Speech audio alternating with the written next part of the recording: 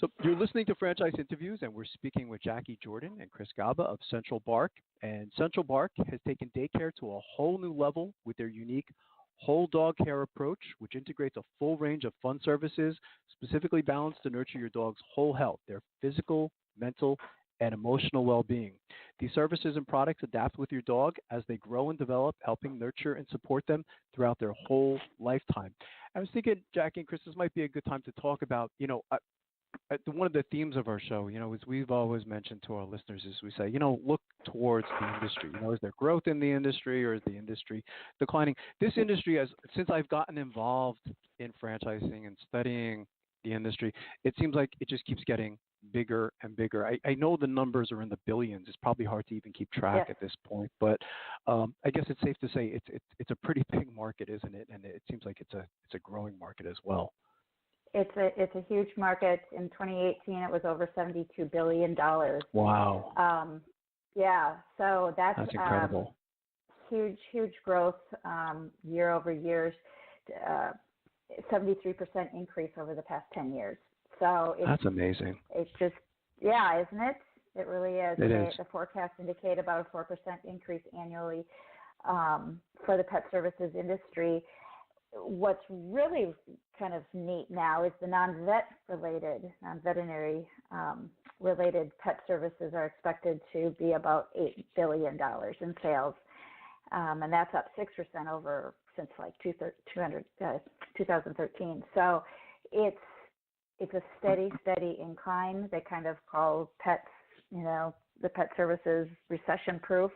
I've heard that on a number of occasions from Wall Street Journal to different economists, but it's proven itself that it continues to grow, and I think I don't see any time in the future that we're going to go. I don't think I need to have to be concerned. It's going to be here for quite a long time, for probably the rest of our lives. So that's I think that's fantastic. One of the questions our listeners like to hear is and I know both of you have hundreds of stories, but what's been some of the most interesting things that's happened to you since launching Central Bark? I imagine that the rebranding, Jackie and Chris, probably have been really exciting for you. But does anything stand out, that really made an impact over the years? Yeah, that's an interesting question. And there are so many things, but I think for me, probably the most interesting thing that has happened is my evolution as an individual and as a professional. I mean, when Jackie and I started this, we were small business owners. And I'm not saying we are good or great franchisors at this point, but what I will say is that we have really learned and evolved and have really made a huge effort to surround ourselves with smart people that are helping guide and make good decisions, and continually looking for opportunities that we can educate ourselves in franchising, because it's a different animal, no pun intended, than operating your store. And the decisions we make now are not just decisions that impact our individual stores. Our now it's multiple units, multiple employees, multiple families, and I guess that's why I think that's why also Jackie and I are so good together. Because our foundation was so strong. Our North Star is our core values of passion, compassion, respect, and integrity, and that's where our decisions come from. I think that, and it's and as I'm answering this question, more and more things are coming into my head. We have really changed in our operations. You will probably remember this from the last call. We very specifically at the very beginning said Jackie handles operations and I handle marketing. Right? There's two completely different silos. One of the things that we've really learned over the years is they cannot operate independently. We really need to be in each other's stuff and understanding, because at the end of the day we can have the most incredible marketing plan, but if we're generating all these leads and all these people are coming into our stores, and then it falls apart at the store right. level from a delivery of operational excellence, then we're wasting our money. So I see. Working and I think, like I said, in the last 3 to 5 years, the jump in understanding that connection and the importance of that collaboration is really reflected in what we're doing now and in the rebrand and really how well things are going. I think that's probably the most interesting thing that's happened. Mm-hmm. Interesting. How about you, Jackie? Anything stand out? I shouldn't have let him go first because he took mine. He took my answer. He took my answer. Now I got to come up with something else. So. Yeah, it just, being a dog daycare operator, owner-operator, and being a franchisor is a very different thing. And we really pride ourselves in trying to always evolve and always learn and be the best that we can be.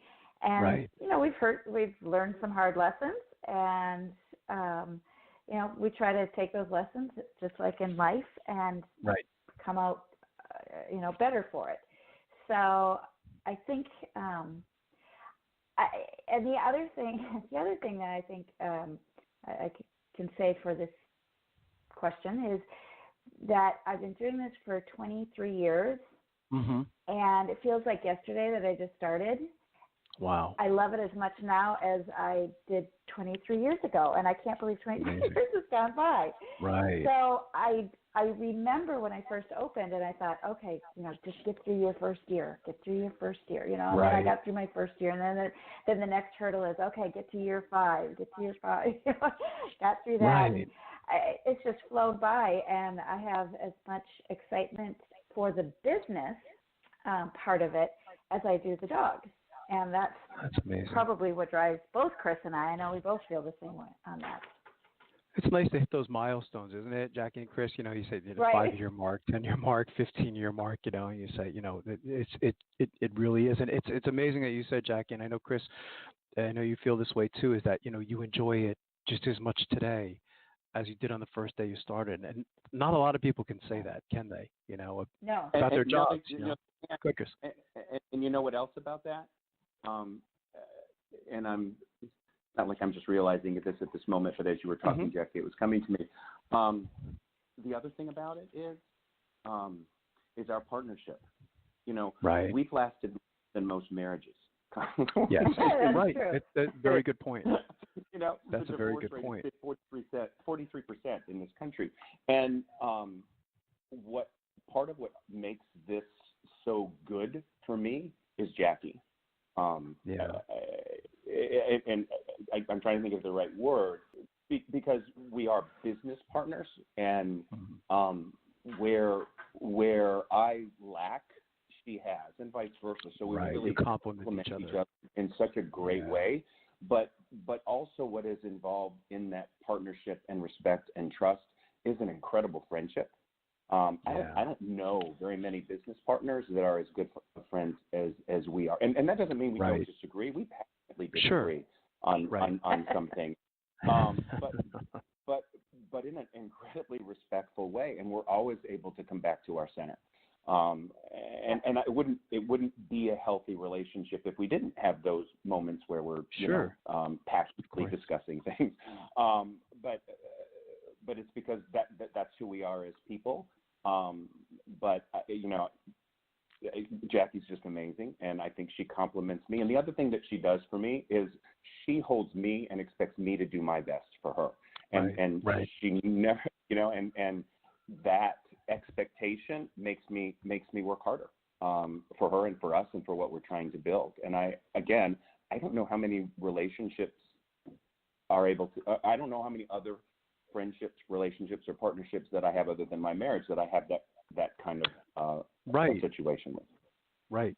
I would agree with that, Chris. I mean, that's one of the things that always stood out for me is the partnership that you and Jackie have together. Is I can see there's a synergy there. You both complement each other, and you both have the same passion, and you're both so driven. That I think that certainly has led to the success of Central Park.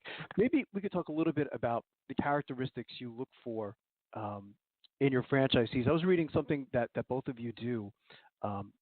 That's something called like a founder's call, and I thought that was interesting. What do you typically look for when you're speaking with a prospective franchisee, Jackie and Chris? I'm sure that's changed from 15 years ago, right, to where it is today. It's probably something a little bit or a lot different. So what do you look for when you're speaking to a prospective franchisee?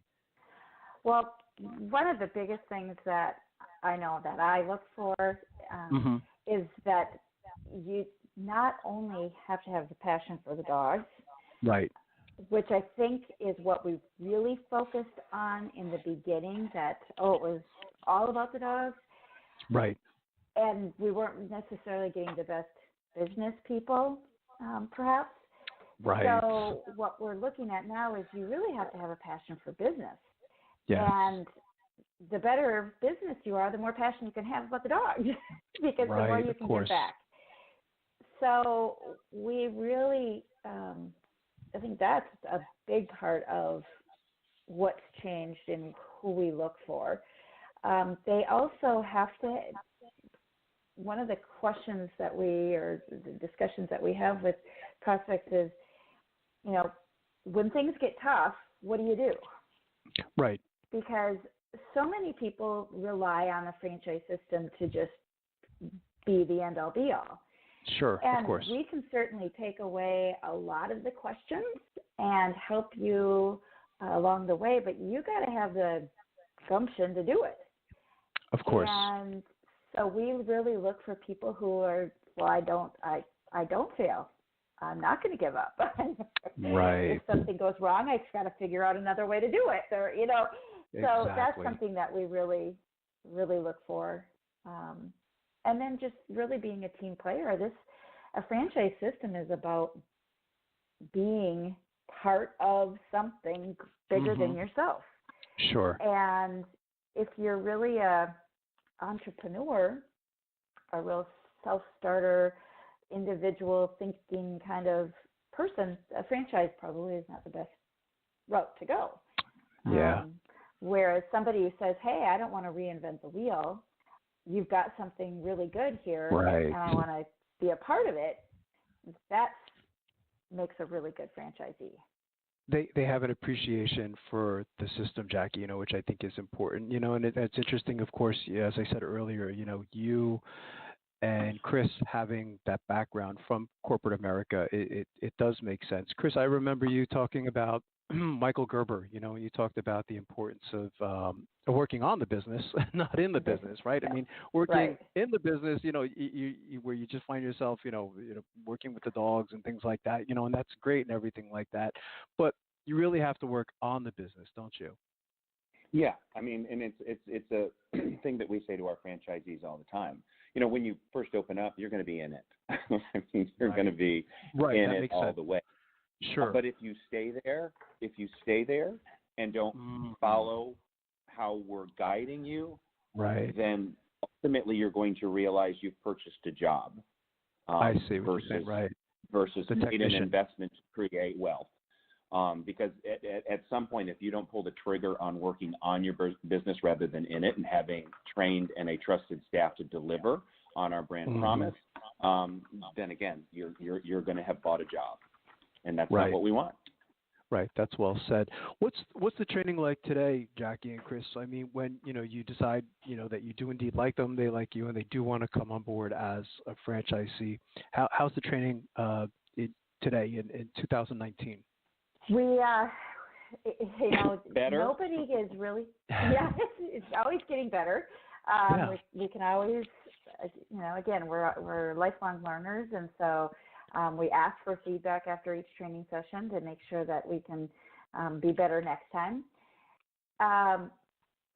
The big thing is nobody comes to this business really having the experience of managing play groups and groups of dogs.